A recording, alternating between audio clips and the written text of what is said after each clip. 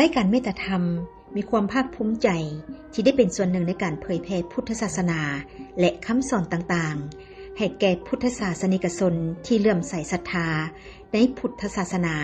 และร่วมสืบสานฮีตคองประเพณีวัฒนธรรมอันดีงามของชาติออกอากาศทุกๆวันอาทิตย์เวลา 8:05 น. หา 8:35 น. เวลา 14:56 น. หาเวลา 15:10 น. เวลา 20:45 น. หาเวลา 21:00 น. ทางโทรภาพแห่งชาติลาวช่อง 3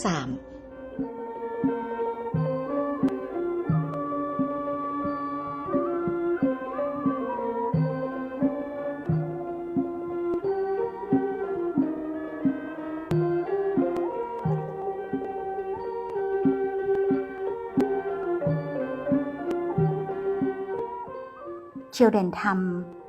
งานบุญปิดวิปัสสนากรรมฐานวัดน้ำสร้างแก้วบ้านทากกไฮเมืองปากเงิมนครหลวงเวียงจันทน์ในค่ำวันที่31มังกรหาวันที่8กุมภาพันธ์ปี2025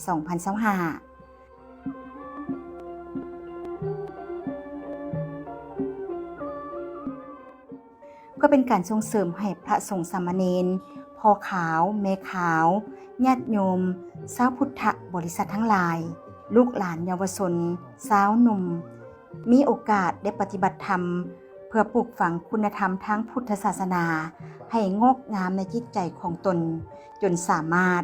นำไปปฏิบัติและนำใช้ในชีวิตประจำวันอย่างเหมาะสม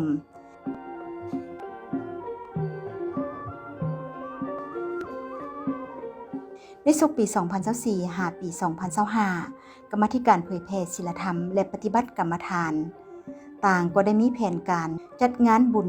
วิปัสสนากรรมฐาน 38 วัดภายในนครหลวงเวียงจันทน์และต่างแขวงจะตั้งปฏิบัติเวียกงานกรรมฐานได้สำเร็จ25วัดใน4ตัวเมืองคือเมืองสีโคตะบองเมืองไซธานีเมืองสังทองเมืองปากเงิมเมืองนาไซทองและสีแขวงอยู่4เมืองคือเมืองคำเมืองพลโฮงสนาคามและเมืองทุรคมแขวงเวียงจันทน์แขวงสวรรณเขตแขวงคำมวนและแขวงอาจจะเปอ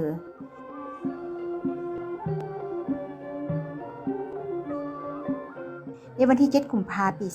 2025ที่วัดน้ำสร้างแก้วสมดีอีลาวันบ้านทากกไฮเมืองปากเงิมนครหลวงเวียงจันทน์โดยการนำพาของพระอาจารย์อินแปลงไสยราชห้องประธานอพส.เมืองปากเงิมพระอาจารย์ทองพันธ์สุขไสยราชกรรมการกรรมฐานส่วนกลางคณะอพส.เมืองเจ้าอธิการวัดน้ำสร้างแก้วร่วมกับการจัดตั้งเมืองปากเงิมการจัดตั้งทุกภาคส่วนของบ้านทากกไฮได้จัดพิธีปิดงานวิปัสสนากรรมฐานโดยการเป็นประธานของพระอาจารย์วันคำวงศาสุรินทร์คณะบริหารงานประจำการหัวหน้ากรรมาธิการปกครองสงฆ์ศูนย์กลางอพส.พระอาจารย์หุมเพ็งพันธสาโรคณะกรรมการกรรมฐานศูนย์กลางพร้อมเจ้าคณะสงฆ์จากวัดต่างๆทั่วเมืองปากเงิมฝ่ายคฤหัสถ์เป็นเกียรติเข้าร่วมและใต้เทียนบูชาพระรัตนตรัยโดยทานเหมาะสมหลวงอามาตย์ห้องประธานแนวเล้าสร้างชาติเมืองและทานบุญมาพัฒนศิลป์หัวหน้าห้องการแถลงข่าววัฒนธรรมและท่องเที่ยวเมืองปากเงิมในพิธีปิดงานวิปัสสนากรรมฐานอย่างเป็นทางการพระอาจารย์ทองพันธ์สุขไสยราชต่างหน้าผู้รับผิดชอบจัดงานได้ผ่านบทสรุปรายงานในระยะการดำเนินปฏิบัติกรรมฐานในระยะ9 มื้อจุดประสงค์เนาะของการจัดงานกาสีขออ้างเอาเนาะเอาคำเว้าญาทานใหญ่สมัยที่เพิ่นมาเคลื่อนไหวอยู่เขตนี้บ่อนนี้ซึ่งเพิ่นจะเน้นนักเนาะเพื่อให้ออกตนญาติโยมหรือว่าวัดวาศาสนามีการ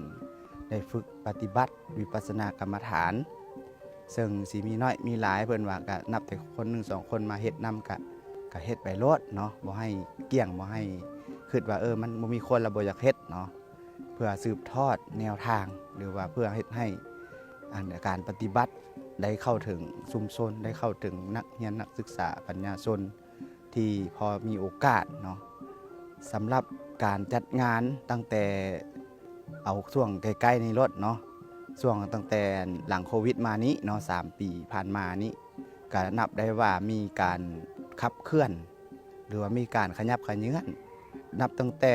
ลูกหลานเยาวชนนักเรียนก็ถือว่าให้ความสนใจเพิ่มขึ้นเนาะบ่ได้ลดลงและก็มีการกระตือรือร้นที่มาฝึกมาปฏิบัติแล้วก็ได้เห็นความข้าเจ้าหันเฮ็ดได้เนาะเฮ็ดได้เฮ็ดเป็นแล้วก็มีการเข้าใจหลักขันธ์5เป็นต้นเนาะปี2 ปีผ่านมาเนาะเว้าเรื่องความยุ่งยากความบ่มีการประสานสมทบกันเท่าใดเนาะก็เฮ็ดให้ความเข้าใจในการจัดงานหั่นมีความบ่เข้าใจกันเล็กๆน้อยๆเนาะแล้วก็ผู้ที่สนใจอีหลีอยากเฮ็ดน้ำเฮาอีหลีก็บ่หลายหันนะอันนั้นแม่น2 ปีผ่านมาเนาะแต่สำหรับปีนี้ก็ถือว่าเห็นได้ว่านับแต่หน่วยงานสหพันธ์แม่หญิงบ้านเนาะแล้วก็การจัดตั้งบ้านเมืองเพิ่นก็รู้สึกว่ากระตือรือร้นหลายแล้วก็ให้ความร่วมไม้ร่วมมือแล้วก็มีการการย่อแบบบ่ได้นักเนาะปีนี้เนาะบ่ได้นักทั้งวัดทั้งวาปานใด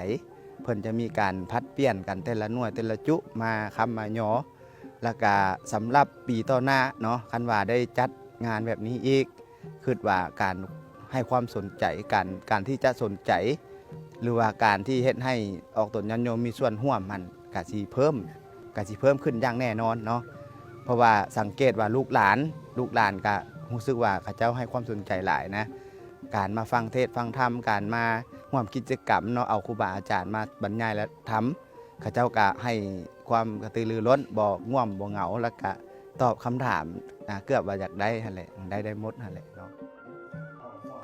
ท่านท้องบาปพิมจักรประธานแนวโฮมบ้านทากกไฮได้ประกอบคำคิดคำเห็นและกล่าวประวัติความเป็นมาของวัดน้ำสร้างแก้วซึ่งในเมื่อก่อนเคยเป็นสถานที่มั่นของนักรบปฏิบัติอาจารย์เลเมนวัดนี้ในช่วงระยะก่อนปลดปล่อยเนาะปี1975ขึ้นหลังและเป็นเขตที่มั่นของการปฏิวัติของแนวลาวอิสระหมายเพราะว่าในการเคลื่อนไหวของข้าเจ้าเลยมันมาตั้งค่ายอยู่นี้เรียกว่าค่ายห้วยเนียมแต่ว่าเขาเห็นอยู่นี่ตันฝ่ายอยู่นี่เป็นห้วยเนียมเป็นค่ายจุดสูงใหญ่เขตเวียงจันทน์ใต้โดยการชี้นำของท่านเจ้าพ่อที่ดีแฟตชินพอเท่าของนายพลเส้งสมบุญวงศ์ฮะหลังจากเมื่อการปลดปล่อยแล้วมาถึงปี1991แต่ว่ามาตั้งวัดนี้เลยมันมาตั้งใส่บอนจุดสุมของอาการที่วัดของเพื่อนเป็นค่ายเพื่อนนี้วัดนี้เลยมันว่าคันที่เว้าแล้วเลยเมื่อก่อนมันเป็นบอนศักดิ์สิทธิ์ตอนเขตบอนย่ำยอดห้วยเนียมเนี่ยเป็นเขตแม่นย่ำมันขึ้นกับปูงเมยนี่เนี่ยมันอยู่เขตภูเขาควายนี่พระอรหันต์กันหลายองค์ที่ว่าจบอรหันต์ว่าตัวอย่างคือพ่อแม่ผู้รับตรงอยู่เขตนี้เพิ่นก็นับถือพ่อแม่ผู้รับการนับถือของคนเขตนี้ในเวลาสงครามก็แม่นนับถืออยู่เขตนี้ว่าจะนะมาบามาไว้นี่คือว่ารอดแต่ว่าคันซีเว้าแล้วหันในแม่นโยนบักบ่มบักแตกเตะ28ว่าไอ้พ่นมาทิ่มอยู่นี่ก็ส่วนหลายก็บ่จักแตกแต่ซั่นแล้วแม่นเพิ่นจะค่อยมาอยู่นี้วัดแห่งนี้แม่นในเนื้อที่ทั้งหมดก็แม่นอยากใกล้บ่อยากมอ10 เฮกตาร์เด้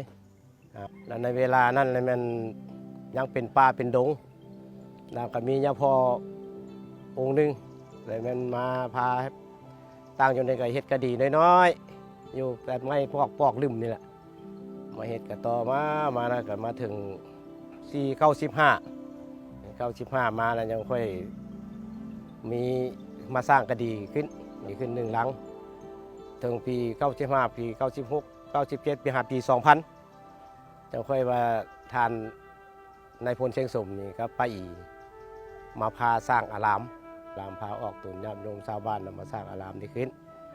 สร้างอารามขึ้นแล้วก็จังค่อยมาบูรณะใต้การชี้นำของประธานใหญ่ทั้งคูน้อยมอบเอาป่านี่แหละมอบให้เพื่อนเป็น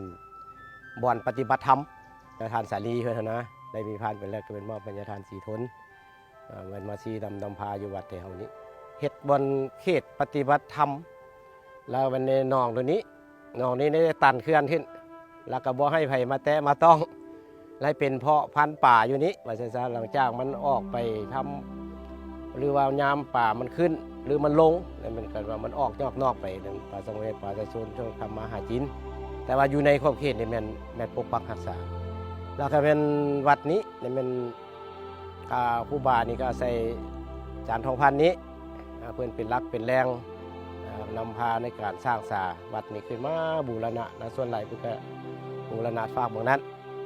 ออกตุนญาติโยมก็มาจังหันจังเพนแล้วก็บ่อนอารามอยู่พี่ก็แม่นมาจังหันจังเพนได้แต่เป็นศูนย์รวมจากศูนย์รวมแล้วบัดนี้น่ะทั้งไฟทั้งการได้เฮาบัดนี้น่ะการก็ได้มาตั้งธาตุศิลาจารึกบุญคุณนักรบปฏิวัติและจำนวน56ทานที่เสียสละชีวิตเลือดเนื้อเพื่อประเทศชาติอยู่นี้ในการเวลานั้นก็แม่นต่อสู้สงครามยืดเยื้อยาวนานจนมาถึงปลดปล่อยชาติแล้วเป็นทางพรรคและรัฐบาลจึงมาตั้งธาตุศิลาจารึกบุญคุณขึ้นอยู่วัดนี้ก็เลยเป็นบ่อนสักการะบูชาได้สองอย่างทั้งศาสนาและก็ผลงานของนักรบปฏิวัติที่เสียสละชีวิตเลือดเนื้อฉะนั้นเป็นแต่ละวันเวลานั้นมันเป็นวันชาติที่2 ธันวาคมแล้วพวกเขามาวางพวงมาลาเดี๋ยวนี้เพิ่นมาเปลี่ยนใส่วันที่20 มังกรบางกองทัพแล้วแน่นดินตัวนี้ในแท้เขาได้2 ตอนหนึ่งเราเห็นโรงเรียนติดกับวัดเพื่อให้เด็กน้อยนักเรียนนี่เข้ามาฮู้ทางด้านการศีลธรรมเพื่อปฏิบัติธรรมก็เป็นทางอาจารย์นี่ก็เป็นแปลว่ามารวมกันแล้วเรามาปรึกษาหารือกันแล้วเขาสอนเด็กน้อยนักเรียนนี่ให้ฮู้ศีลฮู้ธรรมแล้วก็ให้ฮู้ทางด้านการศึกษาให้ฮู้ฮักพ่อฮักแม่ให้ฮู้ฮักบุญคุณครูบาอาจารย์แล้วก็เวลาปฏิบัติธรรมแล้วเพื่อการสร้างสอนให้มันไปทำเฮียนให้มันตั้งมกตั้งใจเฮียนหนังสือให้มันได้เพื่อมาหับใส่ประเทศชาติบ้านเมืองแล้วให้เป็นศีลธรรมเป็นลูกที่ดีของพ่อของแม่ไอ้ว่าโฮมข่าวนี้หมายความว่าอะไรมันตัดปัญหาทางความแนวคิดสิ่งที่บ่ดีบ่ปฏิบัติตามระเบียบกฎหมายหรือว่าเฮานอกจากกฎหมายนั่นแม่นทำเมื่อโฮมข่าวปฏิบัติธรรมนี้แม่นการทำดีเพื่อให้มีศีลธรรมประจำใจเพื่อนำความดีความงามครูบาอาจารย์นี่สร้างสอนนี่เพื่อไปปฏิบัติครอบครัวและตัวเองครูบาอาจารย์นี่สร้างสอนนี่แม่นเพิ่นเอาคำพีสร้างสอนผู้ปฏิบัติแทนเป็นเฮาเท่านั้นมีแต่ลูกหลานที่ว่าเป็นนักเรียนฮู้นี่เพื่อไปปฏิบัติให้มันดีเป็นคนละเมืองดีเป็นนักศึกษาที่ดีเรียนฮู้เรียนเก่งให้มีคุณสมบัติทัศนะอันนี้นี่มันในทางเจ้าแนวโฮมของการจัดตั้งทางออกตุนย่ำโยมนี่ก็เป็นว่าเห็นดีเห็นพร้อมกับครูบาอาจารย์แต่ละปีในแม่พวกเราเคยเห็นแนวนั้น พร้อมเดียวกันนั้นพระอาจารย์อินแปลงสัญราชห้องประธานอปส.เมืองปากเอิมก็ได้มีคำเห็นตรงงานบุญวิปัสสนากรรมฐาน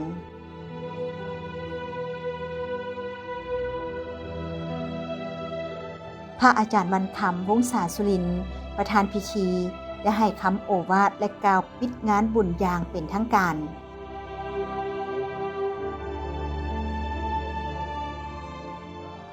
จากนั้นก็ได้เข้าสู่พิธีพุทธาภิเษกสมโภชพระพุทธรูปไหว้พระหับศีลศีล 5 ศีล 8ฟังสูตรปริตะมงคลใต้เทียนไซและสูตรสมโภชพระตลอดทั้งคืน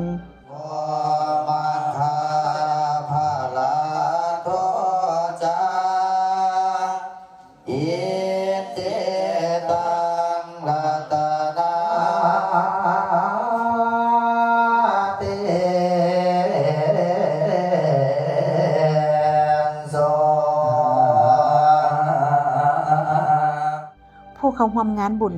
ยังได้ฟังธรรมเทศนาซึ่งแสดงธรรมโดยพระอาจารย์ห่มเพ็งพันธสาโรคณะกรรมการกรรมฐานศูนย์กลางการจัดปฏิบัติธรรมกรรมฐานที่วัดน้ำสร้างแก้วในครั้งนี้เป็นครั้งที่3ด้วยประสงค์เพื่อเป็นการส่งเสริมพระพุทธศาสนาให้มั่นเคียงคู่กับคนลาวตลอดไปเพื่อรักษาไว้ซึ่งพระธรรมคำสอนขององค์ศาสดาสัมมาสัมพุทธเจ้าและฮิตของประเพณีอันดีงามของชาติลาวเพื่อเต้าห่วมความสามัคคีของพุทธศาสนิกชนประชาชนลาวบรรดาเผ่าและเพื่อให้พระสงฆ์สามเณรพ พ่อขาวแม่ขาวพร้อมได้ออกตนญาติโยมและนักเรียนนักศึกษาได้นำเอาหลักธรรมคำสอนไปใช้ในชีวิตประจำวันได้อย่างถูกต้องสำหรับปีหน้าหรือว่าปีต่อๆไปถ้าเว้าตามความที่ทางเมืองปากงึมโดยเฉพาะแม่นยาท่านใหญ่อินแปลงไสยาราชซึ่งเพิ่นให้ทิศให้ทางและก็ให้เป็นที่ปรึกษาตลอดเนาะเพิ่นว่าคันท่าหากวัดเฮาจัดงานเนาะคันว่าจัดตลอดหรือว่าสม่ำเสมอแต่ละปีฮอดควบแล้วก็จัดน้อยหลายบ่ว่ากันก็สิเป็นการเฮ็ดประเพณีวัฒนธรรมของบ้านของวัดเฮาเป็นฮีตเป็นคลองเลยหั่นนะซึ่งก็สิคล้ายๆกับวัดของยาท่านใหญ่เพิ่นก็จัดงานสูตรพระไตรปิฎกฮอดเวลาฮอดเดือนบ่รอเนาะก็จัดไปโลดจังซี่นะอันก็เช่นเดียวกันเนาะสำหรับวัดน้ำสังแก้วก็คิดว่าสิจัดให้มันต่อเนื่องไปเรื่อยๆถ้าหากบ่มีเหตุเหลือวิสัยเนาะก็สิจัดเนาะช่วงระยะขึ้น1ค่ำเดือน3ลาวหรือว่าคันถ้าว่าเงื่อนมาก็คือปีนี้เนาะจะขึ้นนำ3ค่ำเดือน3ลาวไปหา8ค่ำ9ค่ำระยะ9วันเนาะระยะ9วันสุดท้ายนี้เนาะทางพระอาจารย์ขอต่างหน้าให้คณะอบส.เมืองปากงึมและก็ขอต่างหน้าให้วัดน้ำสร้างแก้วเนาะขออนุโมทนานำเจ้าภาพเจ้าศรัทธาที่ให้การอุปถัมภ์ค้ำสู้บ่ให้ขาดให้ตกเนาะโดยเฉพาะกระทั่งหน่วยสหพันธ์แม่ยิ่งบ้านที่ได้มาคำมายอในปีนี้ถือว่าอุดมสมบูรณ์บ่มีสิ่งที่ขาดตกบกพร่องก็ขออนุโมทนาบุญกุศลที่ทางเจ้าภาพเจ้าศรัทธาและทางสหพันธ์แม่ยิ่งตลอดชาวบ้านทากกไหทางในทางนอกเนาะถือว่าให้ความอุปถัมภ์คำสู่รอบด้านเลยปีนี้นะก็ขอบุญกุศลที่ทางครูบาได้นำพาปฏิบัติธรรมกรรมฐานปีนี้บุญใดกุศลใดอันเป็นไปด้วยชอบประกอบด้วยธรรมและก็เป็นบุญบารมีอันใดที่มันเป็นคุณงามความดีก็ขอบุญนั้นกุศลนั้นคุณธรรมนั้นคำสู่ให้ทุกท่านได้มีส่วนได้ในการที่ทางพระอาจารย์ได้ประพฤติปฏิบัติหรือว่าได้สร้างสมบารมีมาทั้งหมดให้มีแต่ความสุขความเจริญหายทุกข์หายโศกหายพยะโลคาอยู่ดีมีสุขทุกท่านทุกคนทุกอาทุกองค์ด้วยเถิด